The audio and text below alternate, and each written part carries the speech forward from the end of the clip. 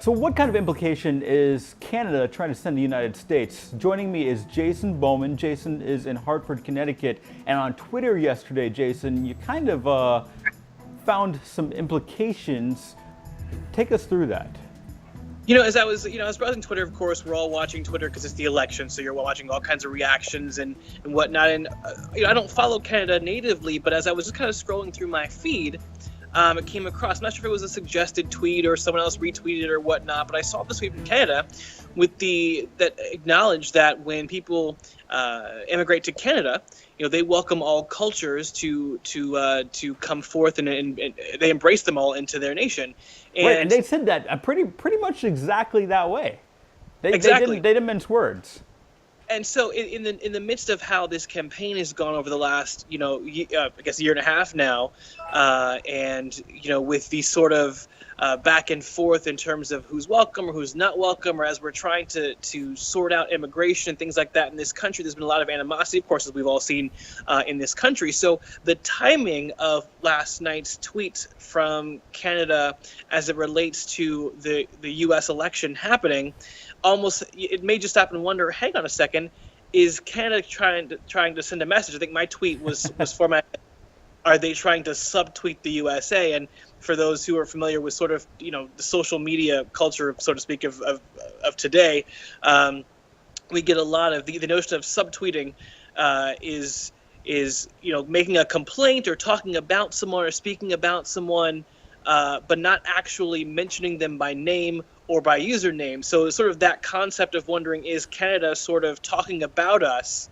without actually mentioning us? So it sort of almost plays right into Twitter or social media pop culture and was relevant to the election. Of course, we don't know for sure. I don't know that the people who run the Twitter account will say anything. Now, when I saw this, the immediate thought that came to my mind was Canada kind of subtly saying, get your act together. Is that what you were thinking when you saw it the first time as well? It did seem that way. I did see a friend of mine, a couple of friends wondered, is it teasing the United States, or perhaps is that an invitation? Like, hey, we welcome you, we welcome you all to Canada, and bring your culture with you. I don't know that. Although I did see, I think was kind of going viral last night. Apparently, Canada's immigration page, I guess, either crashed or they took it down.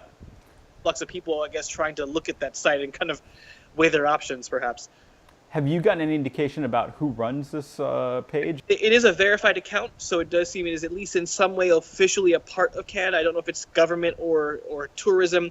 Admittedly, I sort of retweeted it, and because I was kind of busy at work handling stuff with the election and whatnot, I didn't have time to stop and kind of like click all the links on their site. I sort of retweeted it, planning to kind of come back shortly, but before I knew it, all of a sudden I was looking at my Twitter mentions, and there were favorites and retweets and whatnot, and I kind of walked away to do some work, and I came back, and I had friends who'd caught wind of the fact that BuzzFeed had picked it up, and so there's almost been no time to sort of stop and like go back and look. So I haven't, but I was able to, before I did retweet it, I did notice that it was at least a verified account, so this was not just some random person tweeting. At least it's somehow officially affiliated with the nation.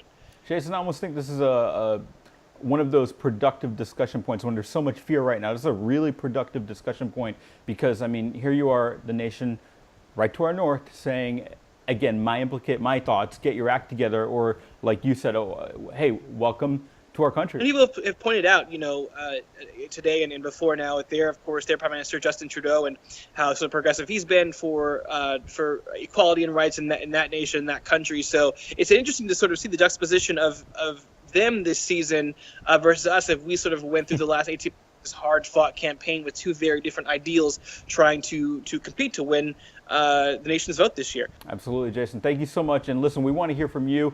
Go to indieJourno.com. Let us know what you think. We're going to be monitoring the story page of this one. Want to see what you guys have to say out there. Hopefully something productive can come from this. And of course, if you like this post, be sure to sponsor one.